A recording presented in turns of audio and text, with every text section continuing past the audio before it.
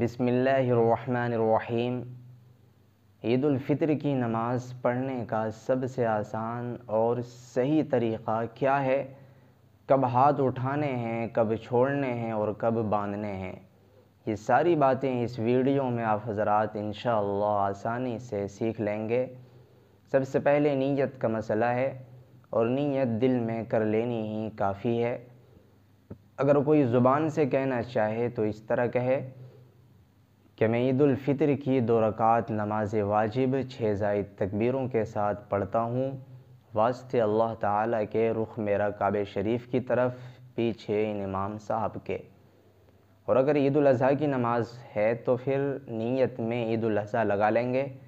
اگر کسی کو یہ نیت لمبی اور مشکل معلوم ہو تو صرف اتنا کہہ لے کہ میں ان امام صاحب کے پیچھے عید الفطر کی نماز پڑھ رہا ہوں، اور اگر عید الاضحیٰ کی نماز ہے تو یوں کہہ لے کہ میں ان امام صاحب کے پیچھے عید الاضحیٰ کی نماز پڑھ رہا ہوں۔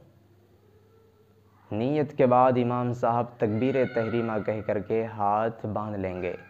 ہمیں بھی ایسا ہی کرنا ہے، لیکن یہ ضرور یاد رکھیں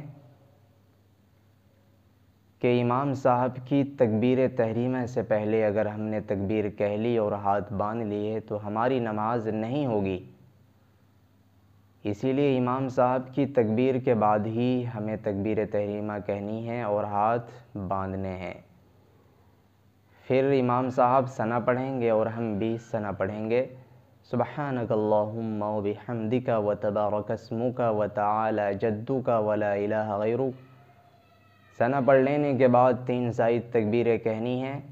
پہلی تکبیر میں ہاتھ کانوں تک اٹھائیں گے اور چھوڑ دیں گے۔ دوسری تکبیر میں بھی ہاتھ کانوں تک اٹھائیں گے اور چھوڑ دیں گے۔ تیسری تکبیر میں ہاتھ کانوں تک اٹھائیں گے، باندھ لیں گے۔ پھر امام صاحب اپنی قرات مکمل کر لیں گے، اور دوسری نمازوں کی طرح پہلی رکعت ہماری مکمل ہو جائے گی۔ جب امام صاحب دوسری رکعت میں قرات مکمل کر لیں گے تو اب 3 زائد تکبیریں کہہ لینی ہیں رکوع سے پہلے ہی۔ وہ اس طرح کہ پہلی تکبیر میں ہاتھ کانوں تک اٹھائیں گے اور چھوڑ دیں گے، دوسری تکبیر میں بھی ہاتھ کانوں تک اٹھائیں گے اور چھوڑ دیں گے، تیسری تکبیر میں بھی ہاتھ کانوں تک اٹھائیں گے اور چھوڑ دیں گے، چوتھی تکبیر میں ہاتھ اٹھائے بغیر رکوع میں چلے جائیں گے، اور پھر معمول کے مطابق ہم نے دوسری رکعت مکمل کرنی ہے۔ تو اس طریقے پر 6 زائد تکبیریں عید کی 2 رکعتوں میں پوری کرنی ہوتی ہے۔ بس اتنا یاد رکھیں کہ پہلی رکعت میں ثنا کے بعد قرات سے پہلے 3 زائد تکبیریں ہیں، اور دوسری رکعت میں قرات کے بعد رکوع سے پہلے ہے 3 زائد تکبیریں۔